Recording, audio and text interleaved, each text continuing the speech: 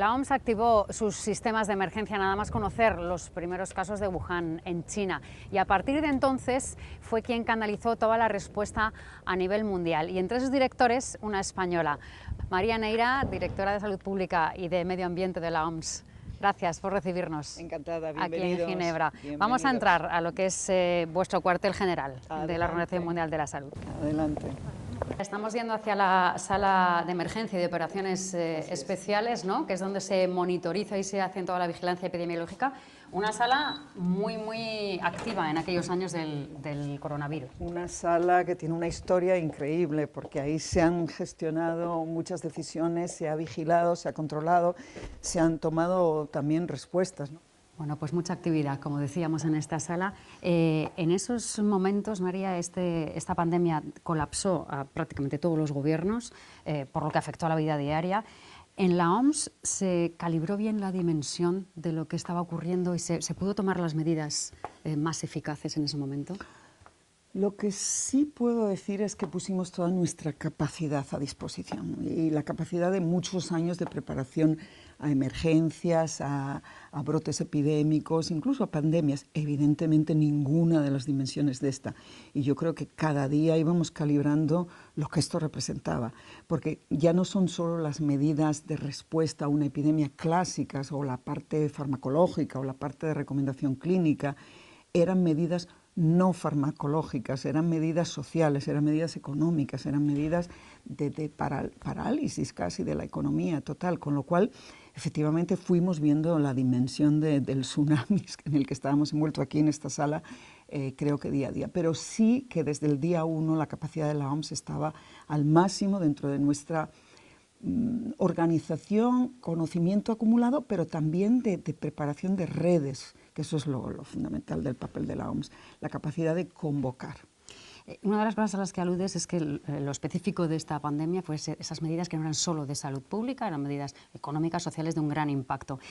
Visto ahora, que es más fácil ver las cosas, 5 años después, ¿hay medidas o recomendaciones que podría haber hecho la OMS? Por ejemplo, ese cierre de fronteras para evitar la transmisión o algo que ahora, si ocurriera, se tomarían más rápido.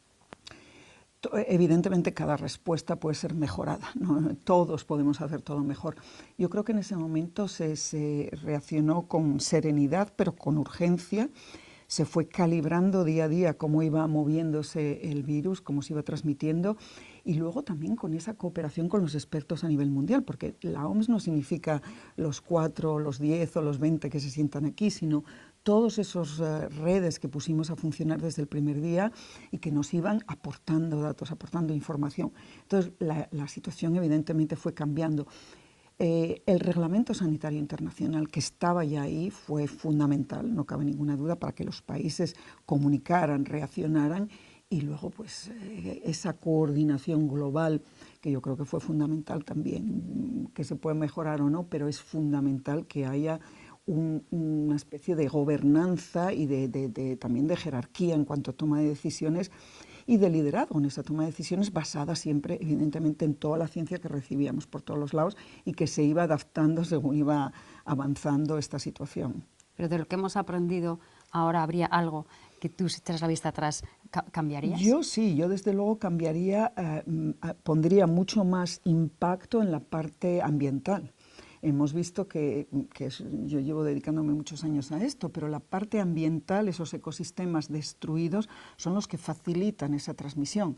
Por lo tanto, creo que invertir más en toda la salud animal, salud humana y salud ambiental, ese triángulo que hace una sola salud, fundamental. Creo que eso no va a evitar que tengamos pandemias, pero va a reducir nuestra vulnerabilidad en el caso de que haya otra crisis, otra pandemia, nos va a proteger ese muro verde, esa salud ambiental, nos va a dar una protección. Y luego, por supuesto, lo que haría diferente es el tener ese acuerdo de pandemias que se está intentando firmar.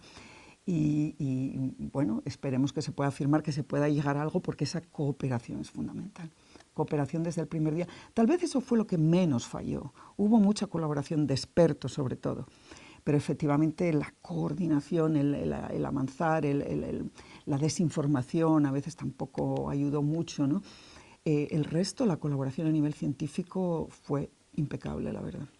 María, hablabas de la necesidad de ese Tratado Mundial de la pandemia, dices que la colaboración entre científicos fue muy buena, pero quizá una de las cosas que tiene margen de mejora fue la colaboración entre gobiernos, ¿no? Porque esa transmisión del virus, quizá si hubiera habido una acción global, ¿no? En España, por ejemplo, había diferencias entre autonomías, en Europa había mucha diferencia entre países.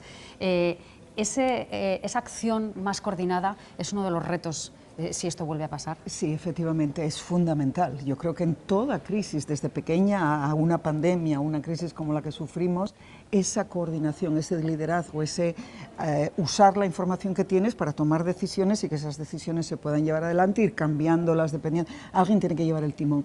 Yo creo que la OMS, obviamente con la soberanía de los países, no cabe duda, pero ese tratado lo que pretende es tener esa coordinación, esa colaboración en el intercambio de cepas, por ejemplo, que nos hicimos de los virus, o en el desarrollo de tecnología, de innovación y que pudieran compartirlo otros. Esto es de lo que se trata en el tratado pandémico y que es fundamental. Y ahí, si me permito también decir que el papel de la OMS o algo que sea la coordinación global de esta arquitectura de salud pública a nivel mundial, creo que es fundamental también.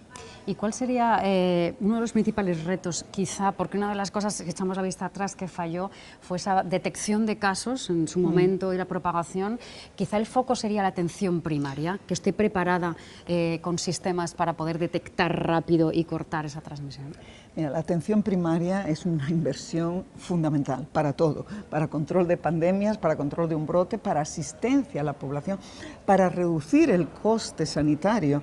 Cuanto más inviertas en tu atención primaria, en tus profesionales de salud, que estos profesionales puedan dedicarse también a ese tipo de labores que van más allá de la atención diaria, sino también la vigilancia, contribuir a circuitos internacionales, fundamental. Pero es siempre una inversión de la que nunca te vas a arrepentir. O sea, invertir en atención primaria es lo que sustenta el resto del sistema sanitario, son los pilares de esa arquitectura, de esa casa y de esa situación. Al final, y recogiendo ya para terminar con lo que decías antes, no es solo tampoco la salud humana, es medioambiental.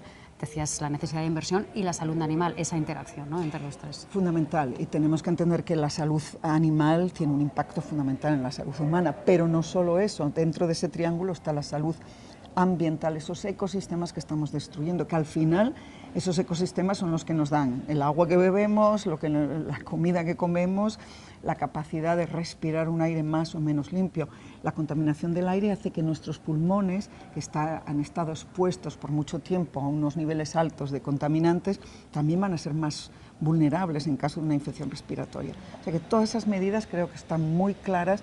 Sería una cuestión de estrategia ponerlas en marcha y sería muy coste eficaz.